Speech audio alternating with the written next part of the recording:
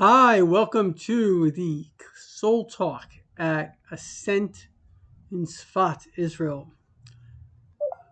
As- Ascent means to ascend, and that's really what life is all about. I often get the question, Rabbi, what is the meaning of life? I think that's the deepest question that exists. It's a recent interview with Elon Musk, and he's obviously a very, very, very brilliant person, and he's sees the future. He's part of making the future, obviously in a limited capacity, just technological wise. And he said that within 10 years, we'll have lots of robots. Many people are not aware of this, but there are many, many companies that are doing it now, and these robots have been really refined to a very good level. So you can basically have, I don't know, Moishi, the robot in your house, and you say, Moishi, do me a favor.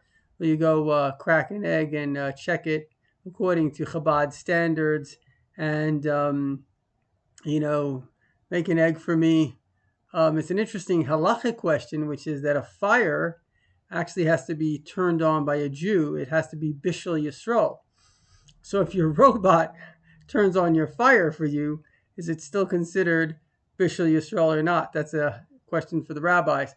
But just to give you a picture of what the world is going to look like, obviously, if I'm the owner of Ford and I'm paying, I don't know, 100,000 people $50,000 a year to, I don't know, screw in bolts, and instead I could buy one robot for $30,000, and this dude is going to be there for the next 10 years and screwing them on. And there's not going to be any workers' compensation. There's not going to be any issues. He can work maybe 24 hours a day. So it's not even a question that every single major corporation or factory, basically anything that a robot can do as well as a human can do, they will be doing. Now there are various factors. I have a friend that writes about the fourth revolution, which is kind of the technological revolution that we're going through now.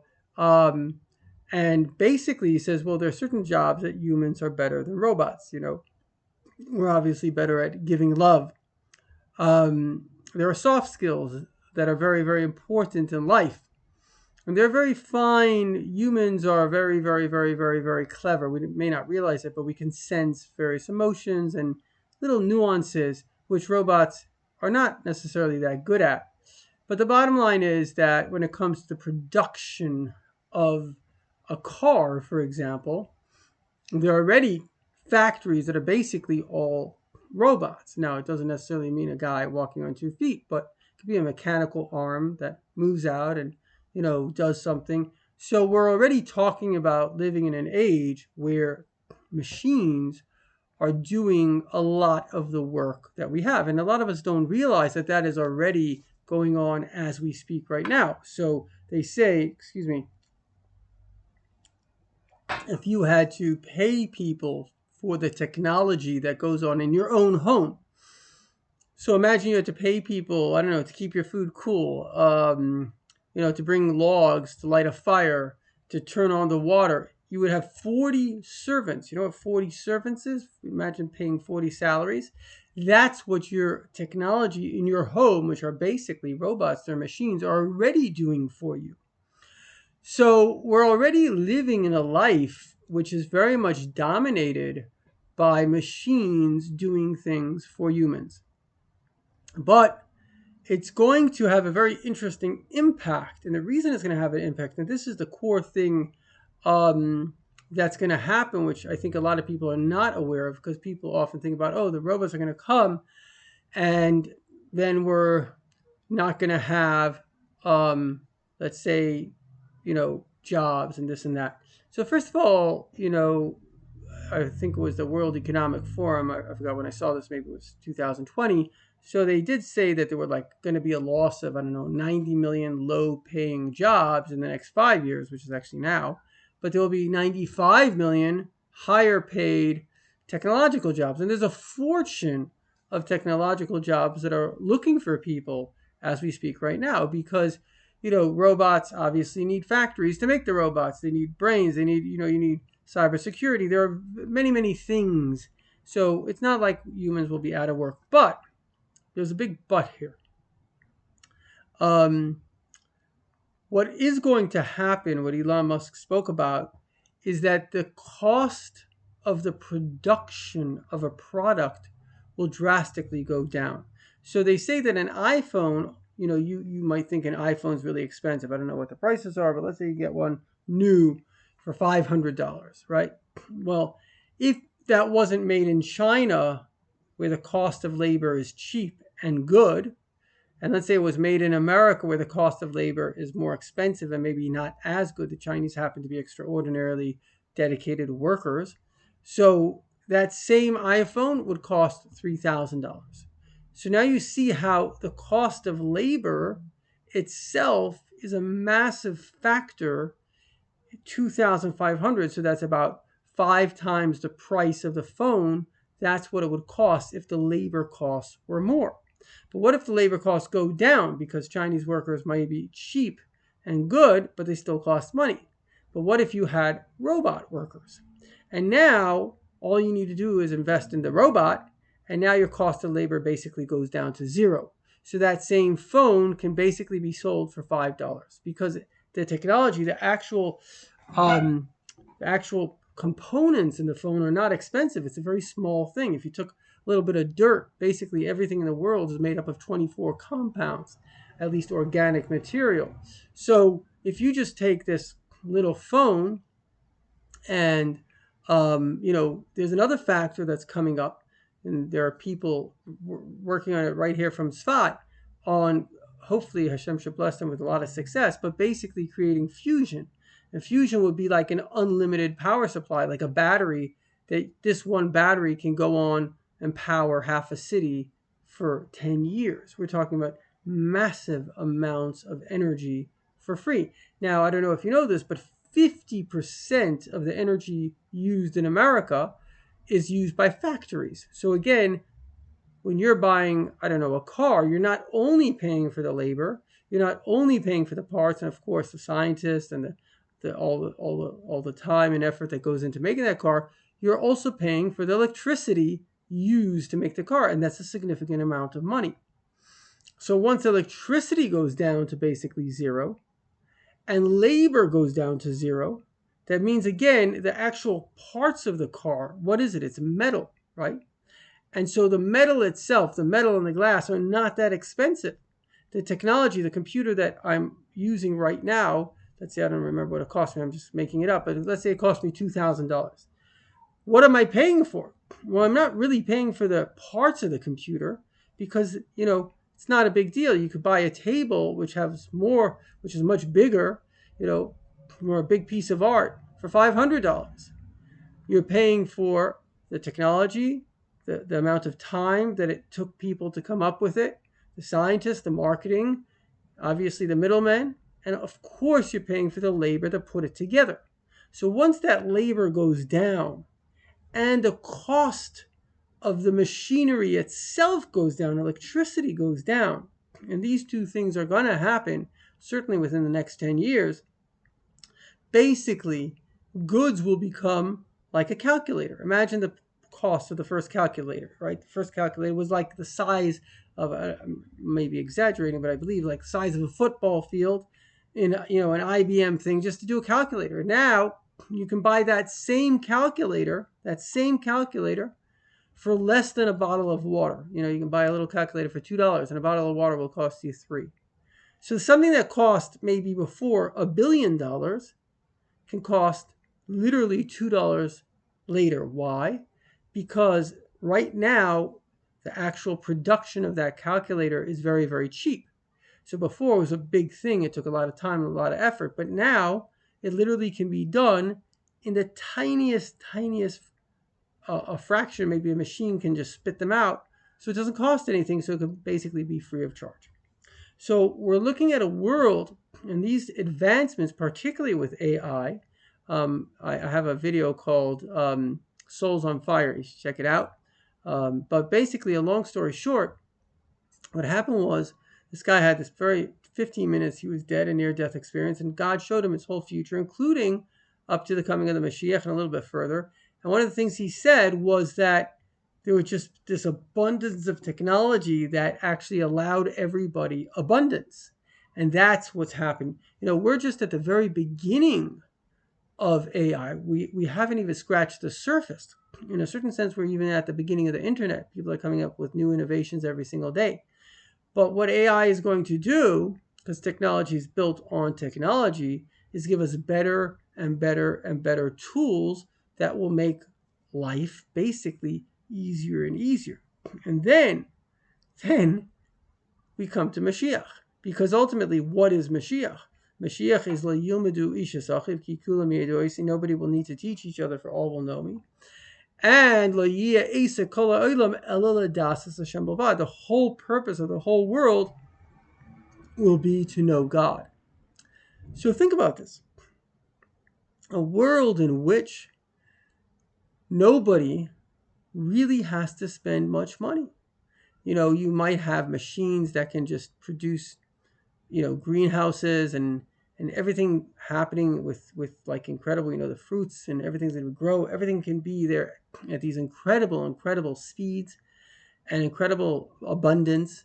And if you have that abundance, so as Elon Musk said, the question of life now becomes the purpose and the meaning of life. And that is Ladasas Hashem, to know God. And knowing something is different than knowing of something. I can know of you, but I don't necessarily know you. In Judaism, we speak about Va'adam Yoda Eschava, man knew Eve. The idea of true love. There's a cute story where there was a drunk. Two Hasidim passed a bar, and they heard one drunk say to the other, Ivan, it was saying to Isaac, he says, Isaac, do you love me? He says, of course, Ivan, I love you. He says, no, you don't love me. And he starts to cry because he was drunk. He says, but what are you talking about? I love you. He says, if you loved me, you would know what's bothering me. So, hold on. Ultimately, love is connection. Love is caring. And so the world will be in a place of love. And true love for ourselves, love for God, and ultimately love for the purpose that we serve. Because, as my father, a great scholar, has written over 30 books, said that the Rebbe says that when Mashiach comes, that's when we're really going to serve Hashem. You see, the service of God is the one constant factor in life. There's sometimes you need to sleep, sometimes you need to eat, but the one thing that's a constant factor from the beginning of time till the end of time is that we are serving God, or at least we should be serving God. We're here to serve God. And the understanding of what that means and doing it in real time, that will be the purpose of the world. And so we can see, even there are many people today that, thank God, for whatever reason, are not struggling financially. And the Rebbe wanted us all to be rich. We shouldn't have to struggle, please God.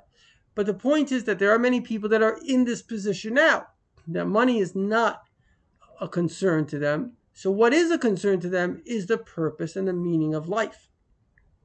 And particularly as we have a younger generation, in the past, children had to go, again, the cost of labor and the need for labor. They would have to work for their parents or on the farm at a very young age. Today, children are spending up to 20, 25 studying. And so it's a colossal waste of time. I have a friend who, brilliant man, also a bit of a mathematician. He said, I spent 10,000 hours in public school. I guess that's kindergarten till, 12th grade. And nobody taught me to honor my parents. You know what that means? A child is going through years upon years, millions, hundreds of millions of children. And they're not given a single instruction about basic human decency. That's what education is about controlling your instincts and being a good person. So in conclusion, Mashiach has begun. The march forward has begun. Technology is not something, it's very interesting. If you think about it, we all have learned to walk. Now, you take a little child. We're all children. At one time, we were all crawling on our fours, tasting little, stones. We were all doing that. And yet none of us do that anymore. How come? The answer is very simple. It pays to walk. If you had to get from point A to point B and you could crawl or you could walk, it's easier, as well as quite simply faster to walk. So as soon as a person hits a technology that makes life easier for them, they adopt it. And that's why these technologies, for example, robots that will become, again, with the price of labor going down, robots making robots, maybe you buy a robot, I'm just guessing offhand, maybe, I don't know, $1,000. So $1,000, you've got somebody that can cook for you, that can clean for you, that can, I don't know, tuck you in bed at night if you're really desperate or something. You've got an amazing, amazing, amazing ability to reduce your entire workload. It's unbelievable if your workload is let's say a housewife or something.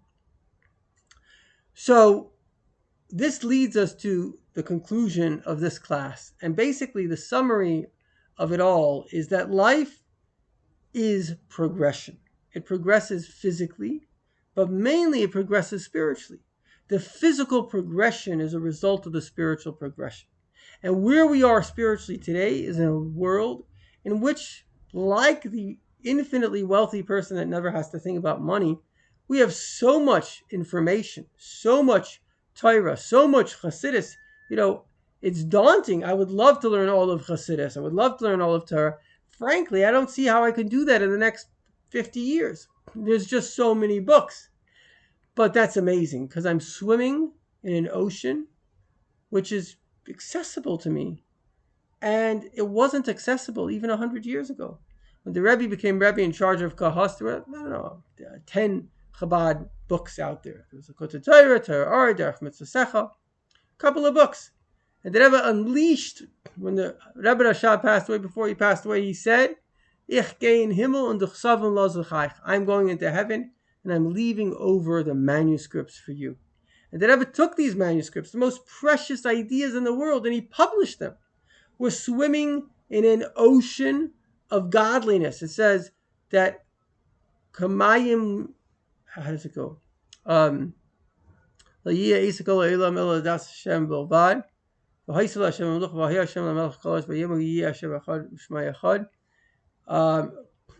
forget the exact quote, but basically that the knowledge of God will fill the world like the water covers the seabed. Water really covers the seabed. Knowledge of God is everywhere. We've said it many times, 62% of the world now believe they have a personal relationship with God, and they're not delusional. That God is communicating with us. That's one of the ideas of Mashiach, that Torah Chadash Miti Tetzei, that the Torah will come directly from me.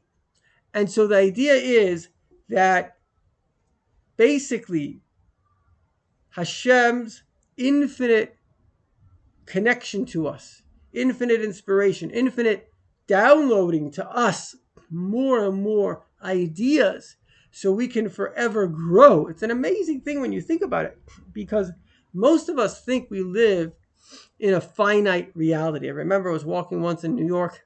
It's the middle of the night, 2 a.m.